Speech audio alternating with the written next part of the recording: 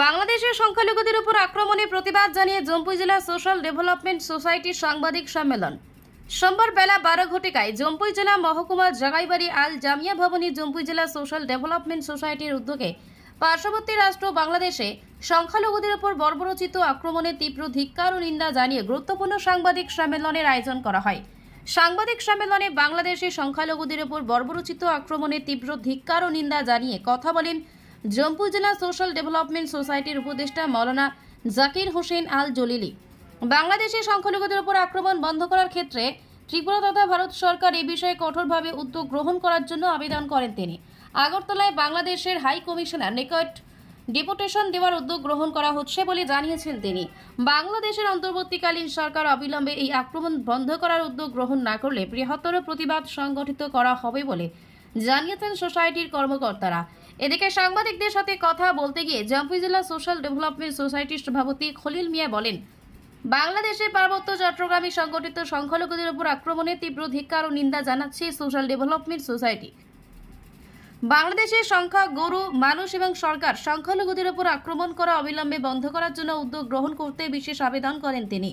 প্রতিটি দেশের সংখ্যালঘুদের সুরক্ষা দেওয়া সেই দেশের সংখ্যাগুরু মানুষ তথা সরকারের অত্যন্ত গুরুত্বপূর্ণ দায়িত্ব বলে মনে করেন তিনি। এদিন সাংবাদিক সম্মেলনে উপস্থিত ছিলেন জম্পুই জেলা সোশ্যাল ডেভেলপমেন্ট সোসাইটির উপদেষ্টা দুলাল মিয়া, তৈয়ব আলী, সম্পাদক মৌলানা আমির হুসাইন।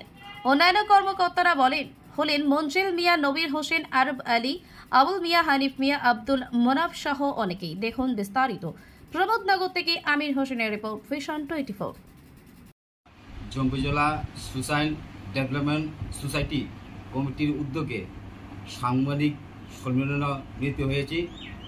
আপনারা সবাই জানেন, আমরা পার্শ্ববর্তী দেশ বাংলাদেশ, সেই জায়গায় যারা সংখ্যালঘু ভাইদের উপর আক্রমণ করা হয়েছে সেটাকে আমরা তীব্র নিন্দা এবং ধিক্কার জানাই।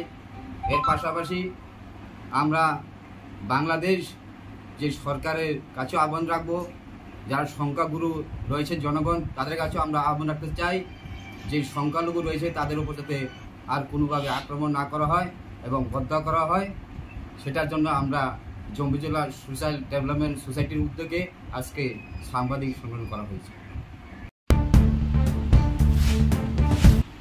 আমরা আজ জম্পুই জেলা সোশ্যাল ডেভেলপমেন্ট সোসাইটির উদ্যোগে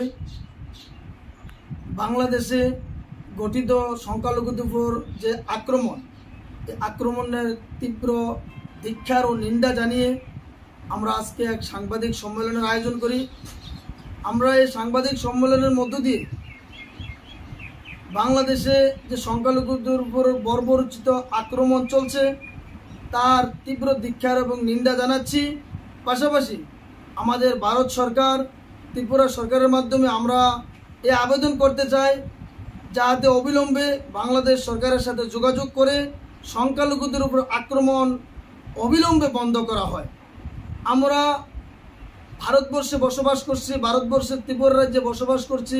আমরা এখানে হিন্দু, মুসলমান, পাহাড়ি, বাঙালি মিলেমিশে বসবাস করছি।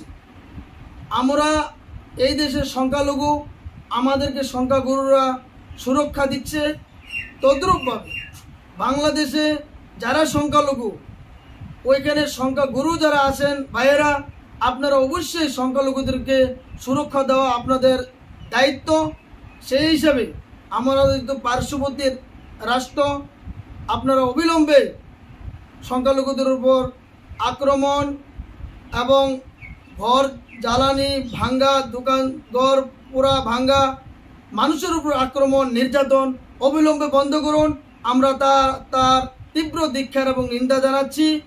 আগামী দিনে আমরা এগুলা বন্ধ করার জন্য আমার বাংলাদেশের হাই কমিশনের অফিসেও আমরা যাওয়ার জন্য একটা আমাদের আলোচনা চলছে। আমরা আগামী দিনে এই আক্রমণ যদি বন্ধ না করা হয় আমরা বৃহত্তর আন্দোলনে নামবো বলেও আমাদের একটা আলোচনা হয়েছে।